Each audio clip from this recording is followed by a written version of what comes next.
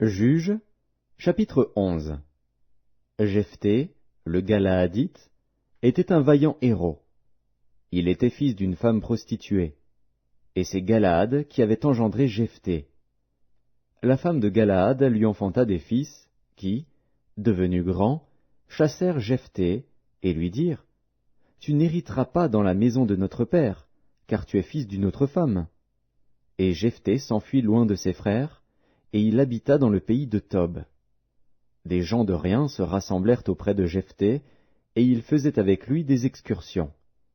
Quelque temps après, les fils d'Ammon firent la guerre à Israël. Et comme les fils d'Ammon faisaient la guerre à Israël, les anciens de Galaad allèrent chercher Jephthé au pays de Tob. Ils dirent à Jephthé : « Viens, tu seras notre chef, et nous combattrons les fils d'Ammon. » Jephthé répondit aux anciens de Galaad : « N'avez-vous pas eu de la haine pour moi, et ne m'avez-vous pas chassé de la maison de mon père? Pourquoi venez-vous à moi maintenant que vous êtes dans la détresse ?» Les anciens de Galaad dirent à Jephthé : « Nous revenons à toi maintenant, afin que tu marches avec nous, que tu combattes les fils d'Ammon, et que tu sois notre chef, celui de tous les habitants de Galaad. » Jephthé répondit aux anciens de Galaad : « Si vous me ramenez pour combattre les fils d'Ammon, et que l'Éternel les livre devant moi, je serai votre chef. » Les anciens de Galaad dirent à Jephthé : « Que l'Éternel nous entende, et qu'il juge, si nous ne faisons pas ce que tu dis. » Et Jephthé partit avec les anciens de Galaad. Le peuple le mit à sa tête et l'établit comme chef, et Jephthé répéta devant l'Éternel, à Mitzpa, toutes les paroles qu'il avait prononcées. Jephthé envoya des messagers au roi des fils d'Ammon pour lui dire : « Qu'y a-t-il entre moi et toi, que tu viennes contre moi pour faire la guerre à mon pays ?» Le roi des fils d'Ammon répondit aux messagers de Jephthé : « C'est qu'Israël, quand il est monté d'Égypte, s'est emparé de mon pays, depuis l'Arnon jusqu'au Jabbok et au Jourdain. Rends-le maintenant de bon gré. » Jephthé envoya de nouveau des messagers au roi des fils d'Ammon pour lui dire : « Ainsi parle Jephthé. Israël ne s'est point emparé du pays de Moab, ni du pays des fils d'Ammon. Car lorsqu'Israël est monté d'Égypte, il a marché dans le désert jusqu'à la mer Rouge, et il est arrivé à Kadès. Alors Israël envoya des messagers au roi d'Édom pour lui dire : « Laisse-moi passer par ton pays. » Mais le roi d'Édom n'y consentit pas. Il en envoya aussi au roi de Moab, qui refusa. Et Israël resta à Kadès. Puis il marcha par le désert, tourna le pays d'Édom et le pays de Moab, et vint à l'orient du pays de Moab. Ils campèrent au-delà de l'Arnon, sans entrer sur le territoire de Moab, car l'Arnon est la frontière de Moab. Israël envoya des messagers à Sion, roi des Amoréens, roi de Hesbon, et Israël lui dit : « Laisse-nous passer par ton pays jusqu'au lieu où nous allons. » Mais Sion n'eut pas assez confiance en Israël pour le laisser passer sur son territoire. Il rassembla tout son peuple, campa à Jahats, et combattit Israël. L'Éternel, le Dieu d'Israël, livra Sion et tout son peuple entre les mains d'Israël, qui les battit. Israël s'empara de tout le pays des Amoréens établis dans cette contrée. Ils s'emparèrent de tout le territoire des Amoréens, depuis l'Arnon jusqu'au Jabbok, et depuis le désert jusqu'au Jourdain.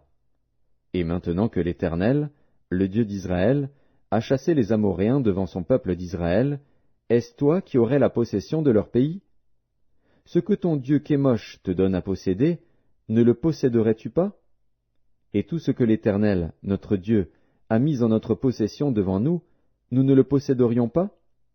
Vaux-tu donc mieux que Balak, fils de Tsippor, roi de Moab? A-t-il contesté avec Israël, ou lui a-t-il fait la guerre? Voilà 300 ans qu'Israël habite à Hesbon et dans les villes de son ressort, à Aroër et dans les villes de son ressort, et dans toutes les villes qui sont sur les bords de l'Arnon. Pourquoi ne lui avez-vous pas enlevé pendant ce temps-là? Je ne t'ai point offensé, et tu agis mal avec moi en me faisant la guerre. Que l'Éternel, le juge, soit aujourd'hui juge entre les enfants d'Israël et les fils d'Ammon. » Le roi des fils d'Ammon n'écouta point les paroles que Jephthé lui fit dire. L'esprit de l'Éternel fut sur Jephthé. Il traversa Galaad et Manassé. Il passa à Mitzpé de Galaad. et de Mitzpé de Galaad, il marcha contre les fils d'Ammon. Jephthé fit un vœu à l'Éternel, et dit, « Si tu livres entre mes mains les fils d'Ammon, quiconque sortira des portes de ma maison au devant de moi, à mon heureux retour de chez les fils d'Ammon, sera consacré à l'Éternel, et je l'offrirai en holocauste. » Jephthé marcha contre les fils d'Ammon, et l'Éternel les livra entre ses mains. Il leur fit éprouver une très grande défaite, depuis Aroër jusque vers Minite, espace qui renfermait 20 villes, et jusqu'à Abel-Kéramim. Et les fils d'Ammon furent humiliés devant les enfants d'Israël. Jephthé retourna dans sa maison à Mitzpa. Et voici, sa fille sortit au devant de lui avec des tambourins et des danses. C'était son unique enfant. Il n'avait point de fils et point d'autre fille. Dès qu'il la vit, il déchira ses vêtements et dit, « Ah, ma fille, tu me jettes dans l'abattement, tu es au nombre de ceux qui me troublent.